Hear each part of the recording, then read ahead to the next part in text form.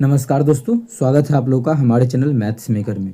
जिस भी भाई का अभी जो एग्ज़ाम चल रहा है टेक्नीशियन का और जेई का, जिसका भी एग्ज़ाम है वो उसके लिए बहुत ज़्यादा इंपॉर्टेंट रहने वाला है। जैसा कि आप लोग एनालिसिस तो नहीं करवाया जा रहा है, लेकिन आप लोग देखे होंगे कि लाभ हानि से बहुत ज़्यादा क्वेश्चन पूछा जा रहा है। और डिविजिबिलिटी वाला जो रूल है उसका भी बहुत क्वेश्चन पूछ रहा है, विभाज्यता के नियम वाला। तो आप लोग को उसी तरह का सिलेक्टेड क्वेश्चन करवाया जा रहा है जेई के लिए। और टेक्नीशियन का भी 100% गारंटी है इसी से फंसेगा, क्योंकि ज़्यादा पैटर्न चेंज नहीं हुआ है। जो 2019 में था वैसा ही कुछ पैटर्न है, उससे थोड़ा सा इंक्रीज किया गया है लेवल को। तो उस लेवल का आप लोग को करवा दिए हम क्वेश्चन। बस ये समझिए कि इंक्रीज करे डिक्रीज करे, बस एनटीपीसी का पिछले साल का एनटीपीसी का जो भी पेपर है, जो सॉल्व कर लिया है जो भी बच्चा एनटीपीसी का पेपर, उसका सारा एग्जाम निकल जाएगा। चाहे एनटीपीसी का हो, जेई का हो, टेक्नीशियन का हो, ग्रुप डी का हो, एएलपी में भी आप देखे होंगे सभी एग्जाम का, रेलवे का जितना भी एग्जाम का है, अगर आप लोग कर लिए हैं प्रीवियस ईयर तो डरने का कोई ज़रूरी नहीं है। और वैसे हम तो करवा ही चुके हैं, जाके देख सकते हैं पीछे लगभग 700 से 800 जो क्लास करवाए हैं 10-10 क्वेश्चन का डेली, वो सिर्फ और सिर्फ रेलवे के सभी एग्जाम्स का प्रीवियस ईयर है, उससे बाहर नहीं आएगा। तो बिल्कुल जाके आप लोग कर सकते हैं। तो चलिए पहला क्वेश्चन से स्टार्ट करते हैं। निम्नलिखित का वर्गमूल का धनात्मक मान क्या होगा? इसका वर्गमूल मतलब इसका मान कितना होगा ये पूछा है, प्रश्नवाचक चिन्ह। जब भी देखिए ऐसा दिया रहे, अगर बीच में सभी जगह क्या है प्लस है, अगर प्लस हो, अगर क्या हो प्लस हो तो इसका टुकड़ा कर दीजिए। इसका टुकड़ा ऐसा कीजिए कि इसका फैक्टर कि इसके बीच का गुणा डिफरेंस 1 हो। जैसे 8 और 7 कर दिए तो इसके बीच का क्या है डिफरेंस 1 है। 8 7 56 भी पूर रहा है, इसका फैक्टर भी है, बीच का डिफरेंस भी 1 है। अगर सब चीज़ हो गया मतलब इसके बीच का डिफरेंस भी 1 मिल गया, फैक्टर भी मिल गया, अगर सभी जगह प्लस है, अगर सभी जगह प्लस है तो आंसर होगा बड़ा वाला। अगर सभी जगह प्लस है तो आंसर जो हो जाएगा बड़ा वाला हो जाएगा। ठीक है, मतलब इस क्वेश्चन का आंसर हो जाएगा हमारा 8, जो कि हमारा ऑप्शन नंबर डी में है। तो ऑप्शन डी हमारा बिल्कुल करेक्ट हो जाएगा। अगर सभी जगह माइनस होता, अगर सभी जगह माइनस होता, अगर सभी जगह माइनस होता तो आंसर प्लस 7 होता। अगर प्लस है सभी जगह तो आंसर जो होगा वो हमारा 8 होगा। उम्मीद करते हैं आप लोग इस चीज़ को समझ गए होंगे बेहतरीन ढंग से। चलिए अगला पेपर पे चलते, अगला क्वेश्चन पे चलते हैं। क्वेश्चन नंबर हमारा 2 है। क्या है क्वेश्चन नंबर 2? किसी धनराशि को 4 वर्ष के लिए 7.5% वार्षिक दर पर साधारण ब्याज पर निवेश किया गया था। यदि निवेश 5 वर्ष के लिए होता तो अगर निवेश 5 वर्ष क्या बोल रहा है क्वेश्चन, एक सेकेंड फोन आ गया। ठीक है, तो क्या है यदि 5 वर्षों के लिए होता तो अर्जित ब्याज 375 अधिक होता आरंभ में निवेशित की गई राशि। ठीक है, तो इसको हम सॉल्व करते हैं। ठीक है, तो चलिए देखिए इसका आसान ट्रिक आप लोग को हम समझाते हैं इस क्वेश्चन को सॉल्व करने का। इसको हम इरेज कर लेते हैं। देखिएगा बहुत आसान ट्रिक कि अगर 4 वर्ष के लिए 7.5% वार्षिक दर है निवेश किया, यदि 5 वर्ष के लिए निवेश करता तो इतना अधिक होता। अब देखिए 4 साल के लिए अगर निवेश करता है किस रेट से, 5.5% के रेट, 7.5% के रेट से। ठीक है, अब आगे देखिए, अगर यही बोलता है 5 साल के लिए लेते हैं, रेट यही रहता, रेट क्या रहता यही रहता। अच्छा कितना का वृद्धि हो रहा है, देखिए 1 साल में 1 का वृद्धि हो रहा है, साल तो 1 साल का वृद्धि हो रहा है, और परसेंटेज तो हमारा वही रहेगा। मतलब 1 साल में जो वृद्धि होगा वो कितने परसेंट का होगा, तो बोल सकते हैं कि 7.5% का वृद्धि होगा। ठीक है, यही परसेंट का, और इसी का मान बोल रहा है 7.5 का वृद्धि होगा ना। इसी का जो रुपया दिया हुआ है वो 375 दिया हुआ है। कितना रुपया है, इसका जो रुपया दिया हुआ है वो हमारा 375 रुपया दिया हुआ है। ठीक है, बस हमें क्या बोला है कि राशि, निवेशित राशि, कोई भी राशि जो होता है वो अपने आप में 100% होता है। निवेशित राशि भी 100% होगा। हमें 100% का मान ज्ञात करना है। यहाँ से दशमलव उड़ाएंगे तो यहाँ पे 0 हो जाएगा, ये कट जाएगा क्या, देखिए हमारा 75 से अगर काटते हैं, अच्छा ये परसेंटेज का मान है ना, इसको जब काटेंगे तो 25 से काटते हैं तो 25 दिया ही 75, इसको काटेंगे तो 25 12 12 12 25 12 300, 25 गुना 12 300 होता है। और इधर हो गया 3 12 3 15, कितना हो जाएगा 15 हो जाएगा। और अगर हम 5 से इसको काटते हैं, 5 से, तो 5 से काटेंगे 3 5 15 इसका, ठीक है। 1% का जो मान आ गया पूरा पूरी कट के, वो कितना आ गया हमारा, वो 50 आ गया। लेकिन कोई भी चीज़ अपने आप में कितना होता है, 100% होता है।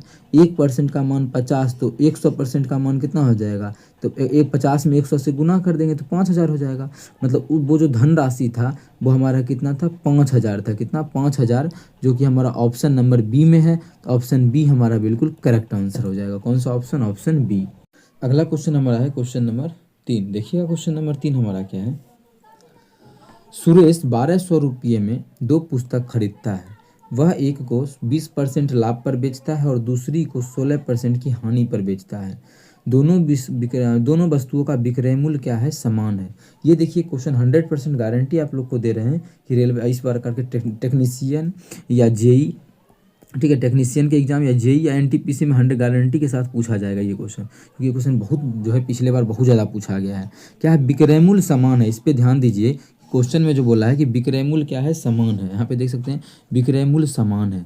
जब विक्रय मूल्य समान है इस क्वेश्चन में, तो आसान तरीका आप लोग को हम समझाए हैं। इस पे भी ध्यान मत दीजिए, इस पे भी ध्यान ही नहीं देना है। जब इसका यूज होगा तब हम इस पे ध्यान देंगे। क्या पहला क्या बोला है, एक को 20% लाभ पर बेचता है। 20% लाभ पर बेचता है तो 20% का जो फ्रैक्शन वैल्यू होता है वो 1/5 होता है। कितना होता है, 1/5 होता है। इसका मतलब है कि पहला हम देखते हैं तो सीपी होता है और एक एसपी होता है। ओके है, ठीक है। इसका मतलब है कि कोई वस्तु का अगर नीचे में जो लिखते हैं लाभ, जब भी लाभ दिया रहे तो नीचे में जो होता है वो हमारा क्रय मूल्य होता है। क्या होता है, क्रय मूल्य। क्रय मूल्य अगर कोई वस्तु का 5 है तो उस पर 20% का लाभ, मतलब 1 का लाभ लेके कितना में बेचा जाएगा, 6 में बेचा जाएगा। चलिए पहला हो गया। आगे बोला है दूसरी को जो है 16% की हानि पर बेचता है। दूसरी को 16% हानि पर बेचता है तो 16% का जो फ्रैक्शन वैल्यू होता है, होता कितना है, 16% का फ्रैक्शन वैल्यू जो होता है वो होता है 4/25। कितना, 4/25। 4/25 होता है 16% का फ्रैक्शन वैल्यू। 4 चौके 16, 25 चौके 100, ठीक है। मतलब कोई चीज़ अगर 25 का है, कोई वस्तु का अगर क्रय मूल्य 25 है तो उस वस्तु को 16% नुकसान, मतलब 4 के नुकसान पे बेचा गया। 4 के नुकसान मतलब कोई चीज़ को कितना में, 21 में बेचा जाएगा 4 के नुकसान पे, ठीक है। इतना में आप लोग को समझ में आया होगा यहाँ तक। देखिएगा क्वेश्चन का पूरा अगर सॉल्यूशन नहीं भी करते हैं तो रास्ता में भी इसका आंसर आ जाएगा। वो कैसे, पहले आप लोग को समझाते हैं। क्वेश्चन में बोला क्या यहाँ पे, जो कि आप लोग को हम हाईलाइट भी करवाए थे अभी जस्ट, कि दोनों का जो विक्रय मूल्य है वो क्या है, समान है। देखिए दोनों का विक्रय मूल्य क्या है, समान है। दोनों का अगर विक्रय मूल्य समान है तो यहाँ हम बोल सकते हैं कि यहाँ पर तो विक्रय मूल्य समान नहीं है, तो यहाँ पे पहले हमको इक्वल करना पड़ेगा। इक्वल कैसे किया जाए, इसका वाला 21 ग्राम गुना कर दीजिए, ओकर वाला 21 ग्राम 6 ग्राम गुना कर दीजिए। तो एकर वाला 21 ग्राम करेंगे और ओकर वाला 6 ग्राम करेंगे तो मान काफ़ी लंबा हो जाएगा। कितना मान लंबा हो जाएगा। तो क्या और भी तरीका है, बिल्कुल है। जब एकरा में 21 से करेंगे, एकरा में 6 से उल्टा करेंगे ना, एकरा वाला ऐसे ग्राम में, तो इतना से नहीं करके यहाँ कटेगा तो काट लेते हैं। जैसे 3 दूना 6 और 3 सत्ते 21, मतलब 7 और 2 से भी करेंगे तो आ जाएगा। इसका मतलब डायरेक्टली समझिए कि इहो नहीं समझिए, काटना भी है। इस दोनों का एलसीएम ले लेंगे। 2-3 तरीका बताएं आप लोगों को, पहले आप लोग काट लीजिए या फिर डायरेक्ट इस दोनों का एलसीएम ले लीजिए। कितना आ जाएगा एलसीएम, 42 आ जाएगा। इसका मतलब 42 से इस दोनों में भाग लग जाएगा। तो एकरा में 42 पुराने के लिए 7 से गुना करेंगे, एकरा 42 पुराने के लिए 2 से गुना करेंगे। तो देखिए पूर्ण ज्ञान इहो 42, ठीक है। अब जब इधर गुना की तो इधरों गुना करना पड़ेगा, और उधर 2 से की तो इधरों गुना करना पड़ेगा। अब देखिए क्या विक्रय मूल्य समान हो गया, क्या कि इसका भी विक्रय मूल्य हमारा 42 हो गया, इसका भी विक्रय मूल्य हमारा 42 हो गया। हमें विक्रय मूल्य को ही इक्वल करना था। तो यहाँ पर जो हमारा कितना हो जाएगा, क्रय मूल्य ये 35 हो जाएगा, इसका क्रय मूल्य 50 हो जाएगा, ठीक है। क्रय मूल्य आ गया। अब जो हमारा है इसका विक्रय मूल्य क्या होगा, समान हो गया। इसका विक्रय मूल्य क्या हो गया, समान हो गया। अब क्वेश्चन को आसान हो गया, विक्रय मूल्य ही तो समान करना था क्वेश्चन में, तो अब कैसे बनेगा। अब देखिए दोनों क्रय मूल्य का योगफल कितना हो जाएगा। अगर हम दोनों के क्रय मूल्य को जोड़ते हैं तो कितना हो जाएगा, क्रय मूल्य को अगर जोड़ेंगे तो 85 अनुपात में कितना हो जाएगा, क्रय मूल्य का जो हो जाएगा वो 85 अनुपात में हो जाएगा। और एक्चुअल में जो क्रय मूल्य दिया हुआ है दोनों वस्तु का वो कितना दिया हुआ है, 1200 रुपये। यहाँ देख सकते हैं जो क्रय मूल्य दिया हुआ है वो 1200 रुपये दिया है। कितना, 1200 रुपये। जब यहाँ से काटेंगे तो 5 से काटेंगे तो 7 हो जाएगा, 5 से काटेंगे तो हो जाएगा हमारा 5 दूना 10, 5 चौके 20, 0। तो 17 अनुपात का मान या 1 अनुपात का ही मान निकालेंगे तो 1 अनुपात का मान हो जाएगा 240/17। कितना, 240/17। देखिए अनुमानित बोला है क्वेश्चन में, यहाँ देखिए अनुमानित मान निकलेगा, मतलब पॉइंट में आएगा तो पॉइंट में आ गया, लेकिन हमको उसके आसपास टिक कर देंगे, ठीक है, हम लोग तो आंसर आ जाएगा। चलिए पहले निकाल लेते हैं 35 अनुपात का मान कितना होगा। 1 अनुपात का मान इतना तो 35 अनुपात का मान कितना होगा, एकरा में 35 से गुना करेंगे तो हो जाएगा। अब जब 35 से गुना करेंगे 240 है, एकरा में 35 से गुना करेंगे, ठीक है। 35 से गुना करने के बाद जितना भी आएगा उसमें हम भाग करेंगे 17 से। जब 17 से भाग करेंगे तो देखिए, तो अप्रॉक्स काट लेते हैं। जब काटेंगे 17 17 दूना 34, दो पॉइंट कुछ आएगा, अप्रॉक्स काट लिए, ठीक है। दो से तनिक बड़ा मान आएगा। जब इस दोनों को गुना करेंगे तो हो जाएगा 48 दूना 40 दूना कितना हो जाएगा, 24 दूना 48, 480 कितना हो जाएगा, 480 मतलब 500 के आसपास आएगा, क्योंकि पॉइंट एक भी था ना इसमें, पॉइंट एक भी हमारा था, मतलब 480 के आसपास आएगा। 480 के आसपास नहीं, ये भी नहीं है, ये भी नहीं है, ये भी नहीं है, एक हमारा यही ऑप्शन है 480 के पास, यही हमारा बिल्कुल करेक्ट आंसर हो जाएगा, ठीक है। 480 नहीं आएगा, ये मान थोड़ा सा और बढ़ेगा क्योंकि पॉइंट एक है। अब पॉइंट एक से भी इसको गुना करेंगे डायरेक्ट 24 बढ़ जाएगा। जब 24 बढ़ाएंगे तो आप लोग देख सकते हैं डायरेक्ट 500 के आसपास पहुंच जाएगा अप्रॉक्स, ठीक है। तो इसीलिए हम बोल रहे हैं कि यही मेरा आंसर होगा, क्योंकि क्वेश्चन में ही बोला अनुमानित मान को टिक करना है, अनुमानित मान को टिक करना। अगर एग्जैक्ट मान को टिक करना होता तो हम लोग यहीं पे रेशियो निकालते, फिर जो ऑप्शन मिलता टिक कर देते, लेकिन हमें जो है वो अनुमानित मान निकालना था, इसलिए इतना करना पड़ा। एक ही निकाले, दूसरा निकालने का कोई ज़रूरी ही नहीं है। अगर मान लीजिए दूसरा निकालने का मन भी करे तो एक अनुपात का मान कितना आ चुका है, 240/17। दूसरा है कितना अनुपात में है, जो दूसरा वो 50 अनुपात में है, तो 50 अनुपात का मान क्या होगा, 50 से यहाँ गुना कर देंगे तो 50 अनुपात का मान होगा। ये भी देखिए कटेगा कैसे, 17 तिया 51, 3 से थोड़ा सा मान कम आएगा। जब करेंगे इसको गुना तो हो जाएगा 24 तिया 72, 720 हो जाएगा, लेकिन उससे कम होगा आंसर, क्या उससे कम। दूसरा उससे कम कितना, अगर पॉइंट एक भी आता है तो थोड़ा सा कम, मतलब 24 के आसपास, मतलब 600 700 के आसपास आएगा। तो दूसरा क्या 700 के आसपास इसी का है, और किसी का है देखिए तो इसका भी नहीं है, इसका भी नहीं है, कि इसी का है। इसीलिए ज़्यादा दिमाग ही नहीं लगाना था। जब भी अप्रॉक्स वाला क्वेश्चन आ जाए तो इस प्रकार से आप लोग टिक कर सकते हैं, ठीक है। यही क्वेश्चन का बहुत ही अच्छा लेवल बना देता है, सिर्फ यही चीज़ कि क्वेश्चन में जो है इस प्रकार से दिया हुआ था अप्रॉक्स करके। चलिए अगला क्वेश्चन करते हैं। हमारा क्वेश्चन नंबर 4 है। क्या है क्वेश्चन नंबर 4, आलोक और अनिल की वर्तमान आयु का अनुपात 3:4 है। कौन है, आलोक है, एक ही है आलोक, और अनिल है तो AN है, ठीक है। इसके जो आयु का अनुपात है वो 3:4 है। कितना है, 3:4 है। आगे क्या बोला है, यदि आलोक की आयु अब से 20 वर्ष बाद 62 होगी तो अनिल की आयु ज्ञात कीजिए। अच्छा, आलोक जो है, आलोक जो है अभी से 20 साल के बाद, अभी वर्तमान में नहीं बोला है, बोला है अभी से 20 साल के बाद 62 होगा। अच्छा, 20 साल बाद 62 होगा मतलब अभी कितना होगा, 20 साल के बाद 62 होगा ना, इसका मतलब जब घटा देंगे तो अभी का निकल जाएगा, मतलब ये जो है अभी हो जाएगा वो 42 साल का। कितना, 42 साल का आलोक। और अभी जो अनुपात दिया है अभी का, वो कितना दिया है, 3। अनुपात में तो 3 है, लेकिन एक्चुअल में जो वो है वो 42 वर्ष का है। कितना है, 42 साल का है। जब यहाँ से काटेंगे तो एक अनुपात का मान आ जाएगा 14, मतलब एक्चुअल में जो है अनुपात से वो 14 गुना है। तो अनिल भी जो है एक्चुअल में अनुपात से 14 गुना होगा, मतलब 14 चौके 56 होगा। कितना होगा, 56। किस ऑप्शन में है, ऑप्शन नंबर हमारा चौथा है, तो चौथा ऑप्शन हमारा बिल्कुल करेक्ट आंसर हो जाएगा। कौन सा ऑप्शन, चौथा ऑप्शन। उम्मीद करते हैं दोस्तों समझ में आ गया होगा। कहीं भी किसी प्रकार का कोई भी दिक्कत हो किसी भी क्वेश्चन में, कमेंट करके पूछ सकते हैं। ये आपका अपना चैनल है मैथ्स मेकर। अगर अच्छा लगता है, क्वेश्चन समझ में आता है, तो अपने सभी दोस्तों के साथ इस वीडियो को ज़्यादा से ज़्यादा शेयर करें।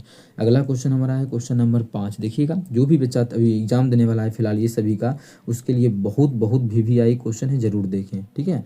चलिए आगे हमारा बोला है क्वेश्चन में, पुरुषों की एक समूह ने 10 दिनों में एक कार्य को पूरा करने का निर्णय लिया, यदि लेकिन उनमें से 5 अनुपस्थित थे, मतलब 5 को क्या था कि अइबे नहीं किया था काम में।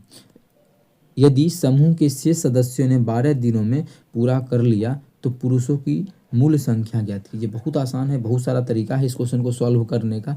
एक्स भी मान सकते हैं, बिना एक्स माने भी सॉल्व कर सकते हैं, ठीक है। एक्स माने कैसे सॉल्व होगा, बिना एक्स माने कैसे सॉल्व होगा, दोनों तरीका हम कोशिश करते हैं बताने का। पहले देखिए, अगर मान लेते हैं पुरुष की संख्या एक्स को, कितना एक्स को, और 10 दिन में करने का लिया कुल, मतलब 10 दिन में कार्य करने का निर्णय लिया तो कुल कितना काम होगा, 10x। अब इसी काम को जो है जब 5 गो आदमी अनुपस्थित हुआ, मतलब न आया, तो पहले x गो था, 5 गो नहीं आया तो -5, इतना कुल काम अब आदमी बचेगा। अब जो है इसी आदमी को 12 दिन में, इसी काम को 12 दिन में करेगा, हो गया। तो मूल आदमियों की संख्या मतलब x का मान पूछा है, जब काटेंगे तो ये 5 हो जाएगा, ये हमारा 6 हो जाएगा। इधर हो जाएगा हमारा 5x, उधर हो जाएगा मेरे 6x माइनस 6 बचे 30। तो यहाँ से x बराबर जो निकालेंगे वो 30 निकलेगा। कितना? x बराबर जो निकलेगा वो 30 निकलेगा। तो 30 हमारा ऑप्शन नंबर पहला है। तो पहला ऑप्शन हमारा बिल्कुल करेक्ट आंसर हो जाएगा। कौन सा ऑप्शन? पहला ऑप्शन।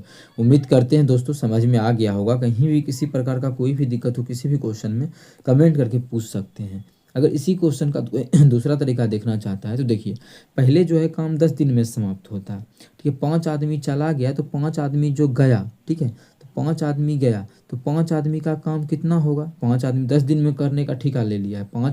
10 आदमी जो है किसी काम को क्या बोला क्वेश्चन, 10 दिन में एक कार्य पूरा, अच्छा 10 दिन में एक काम करने का निर्णय लिया। जब 5 को आदमी अगर नहीं जाता तो कितना दिन करता? वो 10 दिन तो करता। ठीक है, तो यही काम जो है, यही काम वो 12, अब जो है उस आदमी के शेष आदमी जो है वो कितना दिन में करने लगा है? 12 दिन में। शेष आदमी कितना बचा ये तो नहीं पता है, लेकिन 5 आदमी चला गया है तो शेष आदमी जो x है वही हमारा जो है काम को अब कितना दिन में करने लगा है? 12 दिन में करने लगा है। तो कितना दिन एक्स्ट्रा हो गया हमारा? 2 दिन एक्स्ट्रा हो गया ना, जो 2 दिन एक्स्ट्रा हो गया। मतलब पहले तो 10 दिन में होता, बात समझिएगा। मतलब 5 गो आदमी जो है 5 दिन में इतना काम करता, लेकिन ये जो 5 गो आदमी काम छोड़ के गया, इस 5 गो आदमी का जो काम है वो काम अब 2 दिन में होने लगा। 2 दिन एक्स्ट्रा लेने लगा, पहले 10 अब 12 दिन, 2 दिन एक्स्ट्रा लेने लगा। 2 दिन एक्स्ट्रा लेने लगा वो किसके कारण? तो हम मान लिए 2 दिन जो एक्स्ट्रा लिए उसमें x आदमी कर रहा है। जब 5 आदमी जब चला गया तो x आदमी बचा, तो x आदमी यहाँ जब सॉल्व करेंगे 2 से काटेंगे तो 5 हो जाएगा। मतलब x का जो मान हो जाएगा वो 25 आ गया। मतलब शेष आदमी जो बचा हुआ है वो शेष आदमी कितना बचा हुआ है? x माने थे शेष आदमी को ना, शेष आदमी 25 को बचा हुआ है। ठीक है, इसका मतलब कुल कितना था? शेष 25 हुआ है, 5 को चला गया, इसका मतलब कुल जो आदमी है वो 30 है। वो कुल आदमी कितना है? 30 आदमी स्टार्टिंग में था, जो कि हमारा ऑप्शन नंबर पहला है। चलिए अगला क्वेश्चन कर लेते हैं। क्वेश्चन नंबर हमारा 6 क्या है? 3 क्रमागत प्राकृत संख्याओं का औसत के है। अब देखिए ऐसा क्वेश्चन में ट्रिक भी तो बताएंगे, ऐसे आप लोग छोटा छोटा क्वेश्चन है तो समझ भी सकते हैं इस प्रकार से। जैसे कोई भी प्राकृत संख्या ले लीजिए, जैसे 8 9 10, इतना भी बड़ा लेने का मन नहीं करे तो 4 5 6। ठीक है, क्वेश्चन में बोला है इसी का मान के है, तो ऐसे इसका औसत कितना होगा? तो जो भी अगर लगातार संख्या है तो औसत बीच वाला संख्या होता है, तो औसत मतलब इसका औसत कितना होगा? 5 हो जाएगा। और इसका जो क्वेश्चन में औसत दिया है वो के दिया है, मतलब इसका मान के दे दिया है, 5 का मान के दे दिया है। अब बोला यदि संख्याओं के पहले समूह के तुरंत बाद की और 2 क्रमागत संख्याओं को शामिल कर लिया जाए तो प्राप्त नया औसत क्या होगा? 2 और संख्या आ जाए तो औसत क्या होगा? अब 2 और संख्या आ गया, एगो 7 आ गया, एगो 8 आ गया, और 7 और 8 अगर आ गया तो पूछ रहा है क्वेश्चन में कि नया औसत क्या होगा। तो यहाँ से समझिएगा, अब औसत कितना होगा? जो बीच में आएगा, तो बीच में कितना आया? बीच में आया 6, तो अब औसत 6 होगा। पहले से कितना अधिक? पहले के था तो अब जो मतलब पहले 5 था तो अब 6 हो रहा है, मतलब पहले के था तो अब एक अधिक के प्लस 1 हो रहा है, जो कि हमारा ऑप्शन नंबर बी में है। तो ऑप्शन बी हमारा बिल्कुल करेक्ट आंसर हो जाएगा। कौन सा ऑप्शन? Option B. ठीक है, इस प्रकार से छोटा सा क्वेश्चन है, आप लोग ऐसे बना सकते हैं। वैसे आप लोगों को अगर समझना है इस क्वेश्चन को ट्रिक पे, तो हम ट्रिक भी इस क्वेश्चन का आप लोग को अभी हम बता देते हैं। इस क्वेश्चन का ट्रिक पे अगर कोई विद्यार्थी सीखना चाहता है तो हम ट्रिक भी इस क्वेश्चन का अभी बता देते हैं। इसका आंसर कितना हो जाएगा? के प्लस 1, के प्लस 1 हो जाएगा। ठीक है, अगर कोई विद्यार्थी इसी चीज़ को समझना चाहता है दूसरा तरीका से समझिए। प्राकृत संख्या में अगर 2 का वृद्धि करेगा, तो जो प्राकृत संख्या में अगर 2 अंक बढ़ा रहा है तो पहले जितना औसत था उसमें 1 का वृद्धि होगा। प्राकृत संख्या में अगर 3 का वृद्धि करता तो 1.5 का वृद्धि होता। प्राकृत संख्या में अगर 5 का वृद्धि करेगा तो औसत में 2.5 का आधा का वृद्धि होता है। तो 2 नंबर का वृद्धि कर रहा है तो जो एवरेज में वृद्धि होगा वो आधा 1 का वृद्धि होगा, मतलब के प्लस 1 हो जाएगा। इसका बेसिक से लंबा तरीका से जो गधा होगा वही बनाएगा। ऐसे आप लोग इस तरीका से सोच समझ के बना सकते हैं। अगर मान इस तरीका याद नहीं है तो यहाँ पे कुछ भी मान लीजिए अपने मन से प्राकृतिक संख्या, ठीक है, उस प्रकार से आप लोग चाहें तो निकाल सकते हैं। चलिए अगला क्वेश्चन कर लेते हैं। क्वेश्चन नंबर जो हमारा है क्वेश्चन नंबर 7 है। क्या है? 5 किलो गेहूं और 10 किलो मसूर का दाल का क्रय मूल्य 70 और 80 रुपये प्रति किलो है। बिक्री करने पर 10% लाभ गेहूं पर और 20% लाभ मसूर के दाल पर प्राप्त होता है, तो सभी चीज़ों का विक्रय मूल्य कितना होगा? सब चीज़ का विक्रय मूल्य पूछा जा रहा है, कितना होगा? आसान क्वेश्चन है, देखिएगा। बस आप लोग को समझना है कि इस क्वेश्चन को सॉल्व कैसे किया जाए। तो देखिए सबसे पहला बात कि 50 रुपया प्रति क्रय मूल्य कितना है। पहले 5 किलो गेहूँ और 10 किलो गेहूँ का क्रय मूल्य 70 रुपया है। अब यहाँ चाहे तो 1 किलो का निकाल सकते हैं, अगर नहीं भी मन करे निकालने का तो नहीं भी निकाल सकते हैं। लेकिन हमें 5 क्रय मूल्य विक्रय मूल्य पूछा है सभी चीज़ का, मतलब 5 का बताना है। लेकिन हमको समझने के लिए अभी मान लेते हैं अधिक अधिक, जहाँ की क्वेश्चन आसान तरीके से निकल जाए। अब देखिए कुल रुपया, अच्छा 5 किलो का देखेंगे तो 5 किलो का 5 किलो गेहूँ, ठीक है, का क्रय मूल्य 70 रुपये। 5 रुपया की 5 किलो गेहूँ और 10 किलो मसूर के दाल का क्रय मूल्य इतना रुपये प्रति किलो दिया है। देखिए प्रति, यही तो खोज रहे थे, प्रति किलो है। मतलब गेहूँ का बात करें तो 5 रुपया का 70 रुपया का 1 किलो दे रहा है। यहाँ पे देखते हैं 70 रुपया का 1 किलो, तो 5 किलो का दाम कितना हो जाएगा गेहूँ का। यहाँ लिखते हैं हम गेहूँ, ठीक है, गेहूँ का जो 350 रुपया हो जाएगा, कितना 350 रुपया। और अगर दूसरा चीज़ हम मसूर के दाल का बात करें तो 1 किलो का दाम 80, तो 1 किलो का दाम 80, तो 10 किलो का दाम कितना हो जाएगा 800, कितना हो जाएगा 800 हो जाएगा। क्वेश्चन में बोला है क्या, 1 पे 10% का लाभ ले रहा है, हमको विक्रय मूल्य पता करना है, कितना क्या पता करना है विक्रय मूल्य। अब 10 का लाभ ले रहा है तो बेचेगा कितना में, पहला पे 10% ना, 10% का लाभ ले रहा है तो 110 में बेचेगा, 110/100, ये विक्रय मूल्य होगा गेहूँ का। प्लस दोनों का मिला करके बोला है सभी चीज़ का। दूसरा पर 20% का ले रहा है तो 100% में 20% बढ़ाएंगे तो 120/100, यही तो विक्रय मूल्य हो जाएगा। जब काटेंगे तो 2 जीरो से 2 जीरो खत्म, 1 2 1 2। अब देखिए 11 से गुना करने का आसान तरीका आप लोग को हम सिखाएं। 5 का 5, 5 3 8, 3 का 3, 385। अब प्लस एकरा करेंगे तो 12 8 96, कितना 960। जब इसको जोड़ेंगे तो हमारा आ जाएगा 9 3 12, 12 1 1300, 1300, 4 1 8 14, 1345, कितना आ जाएगा 1345 आ जाएगा। इसका मतलब क्वेश्चन में जो बोला था कि कुल विक्रय मूल्य कितना होगा दोनों का, वो हमारा 1345 होगा, जो कि ऑप्शन नंबर बी में है। तो ऑप्शन बी हमारा बिल्कुल करेक्ट आंसर हो जाएगा। कौन सा ऑप्शन, ऑप्शन बी। उम्मीद करते हैं दोस्तों समझ में आ गया होगा। चलिए अगला क्वेश्चन देख लेते हैं। क्वेश्चन जो हमारा है क्वेश्चन नंबर 8 है। क्या है क्वेश्चन नंबर 8, निम्न में से कौन सी संख्या 8 से विभाज्य नहीं है। 8 से विभाज्य का एक नया नियम आप लोग को हम कल समझाए थे, कल या 28 तारीख के पेपर में भी आप लोग को हम समझाए थे, एलपी का जो आप लोग को डिस्कशन करवा रहे थे, मतलब उसमें भी, और समझाए थे नया नियम। ऐसे नियम तो क्या है कि 8 के विभाज्यता का लास्ट का 3 गो डिजिट देखते हैं, लास्ट का 3 गो डिजिट में अगर 8 से भाग लग रहा है तो उस संख्या में 8 से भाग लगेगा, जब लास्ट का 3 गो डिजिट। दूसरा भी तरीका है, वो भी तरीका आप लोग को हम समझाएंगे। पहले ये तरीका और कोई विद्यार्थी, दूसरा तरीका बहुत आसान है, देखते ही आप लोग क्वेश्चन को बना सकते हैं। 8 के विभाज्यता का नियम, पहला क्या तरीका, पहला तो आप लोग को पता है कि लास्ट के 3 गो संख्या में 8 से भाग दे के चेक करेंगे। अगर उस संख्या में 8 से भाग लग रहा है तो पूरे का पूरे संख्या में हमारा 8 से भाग लगेगा। जैसे पहला ही हमारा चेक करते हैं, पहले वाला नियम से कितना है 792 है, ओकरा में 8 से भाग लगता है कि नहीं चेक कर लेते हैं। 792 है तो चेक कर लीजिए, तो हो जाएगा 9 8 72, 72 9 8 72, बिल्कुल हमारा लग रहा है इसमें। यहाँ पे हमारा कितना 112 है, 112 में अगर 8 से भाग देंगे 14 8 112, इसमें भी लग रहा है, ये भी होगा विभाज्य। अब क्या है 412 है, कितना 412 जो हमारा है, 412 में 8 से भाग लगेगा। हाँ तो देख लेते हैं, 8 5 40, 1 और 2 बिल्कुल नहीं लगेगा। और 552 है, क्या 552 में भाग लगता है 8 से, तो बिल्कुल हमारा लगता है कितना 8 6 48, हाँ 8 9 72, बिल्कुल इसमें भी लगता है, इसमें भी। तो बोल रहा है क्वेश्चन किस में नहीं लगता है, एक हमारा यही है जिसमें कि भाग नहीं लगता है, तो यही मेरा आंसर होगा, हमको यही तो खोजना है। लेकिन इस तरीका से नहीं करना है, तो भाग दे दे के चेक। डायरेक्ट आप लोग समझिए, डायरेक्ट अगर एक चीज़ समझना है, जब भी 8 से विभाज्यता का नियम चेक करना है तो 3 नंबर पे क्या 3 गो पकड़ लिए, ये मने मन जो है अपने समझने के लिए 3 गो संख्या पकड़ लिए, 3 गो नंबर पकड़ लिए। 3 गो नंबर पकड़ने के बाद जो 3 नंबर पे वो देखेंगे क्या है, सम संख्या है कि विषम संख्या है। 3 नंबर पर जो है वो सम है कि विषम है। अगर विषम संख्या है, अगर विषम संख्या है तो लास्ट के 2 में क्या करेंगे 4 जोड़ देंगे, लास्ट के 2 में क्या करेंगे 4, अगर विषम संख्या है तब, अगर क्या है विषम संख्या है तो लास्ट के 2 गो नंबर में 4 जोड़ देंगे तो कितना हो जाएगा 96, और ओकरा में 8 से भाग लगता है तो 12 8 96 बिल्कुल लगता है। इसका मतलब इस संख्या में 8 से भाग लगेगा। अगला आप जैसे इसी प्रकार इसमें देख लेते हैं, 3 गो पकड़ लिए, 3 गो जब पकड़े तो देखिए एक है विषम, लास्ट का तीसरा जो है मतलब विषम संख्या ऑड नंबर है, जब ऑड है तो 12 में क्या करेंगे, 4 जोड़ेंगे तो 16 हो जाएगा। 16 में 8 से भाग लगता है तो इस संख्या में भी 8 से भाग लगेगा इस पूरे में। ठीक है, यहाँ पे क्या है, इस यहाँ भी ऑडे नंबर है, क्या है यहाँ पे ऑड नंबर है, मतलब डायरेक्ट 52 में क्या करेंगे, 4 जोड़ेंगे 56 हो जाएगा। 56 में भाग लगता है, बिल्कुल लगता है, तो इस संख्या में भी भाग लगेगा। जब 3 को चेक होइए गया, भाग लगे भी करेगा। चौथा हमारा बिना चेक किए भाग नहीं लगेगा, लेकिन चौथा में चेक कर लेते हैं। ठीक है, लेकिन सभी जगह क्या था, विषम था। अगर सम हो 3 नंबर वाला तब, अगर सम हो पीछे से 3 नंबर वाला तो डायरेक्ट हम यही दोनों में भाग दे के चेक करेंगे। यही दोनों में 12 है, 12 में 8 से भाग लगता है, नहीं लगता है, इसका मतलब इस संख्या में भी भाग नहीं लगेगा। हमसे यही पूछा था किस संख्या में भाग नहीं लगेगा, तो ऑप्शन जो हमारा है सी बिल्कुल करेक्ट आंसर हो जाएगा। कौन सा ऑप्शन, ऑप्शन सी।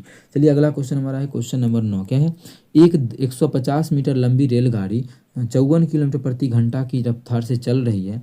रेलगाड़ी द्वारा एक खंभे को पार करने में कितना समय लगेगा। तो समय बराबर क्या होता है, दूरी बटा चाल। ये मीटर में है, ये किलोमीटर प्रति घंटा में है, और सभी सेकेंड में है। तो चाल को पहले मीटर प्रति सेकेंड में बदल लेते हैं। 54 किलोमीटर प्रति घंटा है, एकरा में 5/18 से गुना करेंगे तो मीटर प्रति सेकेंड हो जाएगा। तो 18 तिया 54 गुना कर देंगे तो 5 तिया 15, तो 5 तिया 15 मीटर प्रति सेकेंड आ जाएगा। हमें समय निकालना है, तो समय बराबर होता है दूरी बटा चाल। तो चाल, ट्रेन का दूरी कितना है, 150। ट्रेन का ही दूरी क्यों लेंगे, क्योंकि खंभा को पार कर रहा है, इसलिए खंभा का कोई भी दूरी नहीं लेंगे। दूरी बटा चाल कितना है, 15 मीटर प्रति सेकेंड। जब काटेंगे तो आ जाएगा हमारा 10 बार में कट जाएगा। तो 10 सेकेंड का समय लगेगा उसको खंभा को पार करने में, कितना, 10 सेकेंड का।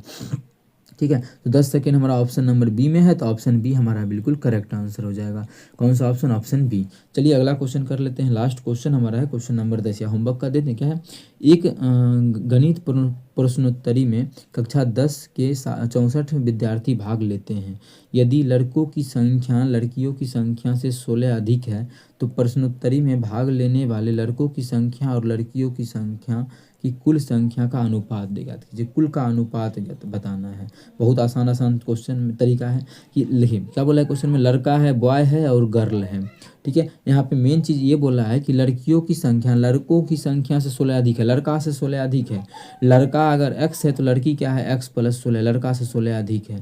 क्वेश्चन बोला जब दोनों को जोड़ते हैं तो इसमें क्या टोटल योगफल जो है 64 को विद्यार्थी है। आप लोग ऑप्शन देख के भी इसको बना दीजिएगा, पहले हम ये तरीका समझा देते हैं। ठीक है, 64 को विद्यार्थी है। अब देखिए जब जोड़ेंगे तो 2x बराबर कितना हो जाएगा, 16 उधर जाके घट जाएगा, तो घटेगा तो हमारा कितना हो जाएगा, 16 × 48, 16 48 हो जाएगा। जब 2 से काटेंगे तो x का जो मान आ जाएगा वो हमारा कितना आ जाएगा, 24 आ जाएगा। x का मान 24, मतलब लड़का और लड़की, लड़की कितना थी, लड़का x तो लड़की x + 16 ना, 16। इसका मतलब है कि यहाँ पर देखें तो एक 24 मान आ गया, कर 24, तो एक कर कितना हो जाएगा, 24 में 16 जोड़ देंगे तो 24, 36, 10, 40, 40 हो जाएगा। यहाँ से इसको काटेंगे तो हमारा 8 तिया 24, 8 × 40 कितना आ गया, 3:5 आ गया। कितना आ गया, 3:5। मतलब क्वेश्चन में पूछा क्या है, कुल पहले पूछा है लड़कों की संख्या और विद्यार्थियों की कुल संख्या का अनुपात। ये लड़का और लड़की का निकला, जो कि हम लोग का आंसर भी ये नहीं हो सकता है। क्वेश्चन में बोला है लड़का और कुल विद्यार्थी, लड़का और कुल विद्यार्थी है जी, ये हाँ जी है, लड़का और कुल विद्यार्थी, ये आंसर नहीं होगा। क्वेश्चन है इसीलिए तो पढ़ना चाहिए। बच्चा क्या करता है, यहाँ पढ़ के ये टिक करके आगे चल जाता तो गलत हो जाता। क्वेश्चन में बोला है लड़का, लड़का तो 3 अनुपात में है, अनुपात कुल विद्यार्थी टोटल स्टूडेंट, टोटल कितना है, 5, 3, 8 अनुपात में है, तो 8, तो 3:8 इसका बिल्कुल करेक्ट आंसर हो जाएगा, जो कि हमारा ऑप्शन नंबर सी में है। ऑप्शन सी हमारा बिल्कुल करेक्ट आंसर हो जाएगा। कौन सा ऑप्शन, ऑप्शन सी। उम्मीद करते हैं दोस्तों समझ में आ गया होगा। कहीं भी किसी प्रकार का कोई भी दिक्कत हो किसी भी क्वेश्चन में कमेंट करके पूछ सकते हैं। इस क्वेश्चन का जो है घुमाने का तरीका अच्छा था, उम्मीद करते हैं अच्छा लगा होगा। अगर लगता है कि हम आप लोगों के लिए थोड़ा सा भी मेहनत करते हैं तो अपने सभी दोस्तों के साथ इस वीडियो को ज़्यादा से ज़्यादा शेयर करें। चलिए मिलेंगे नेक्स्ट वीडियो में इसी प्रकार का बेहतरीन क्लास के साथ। Thank you.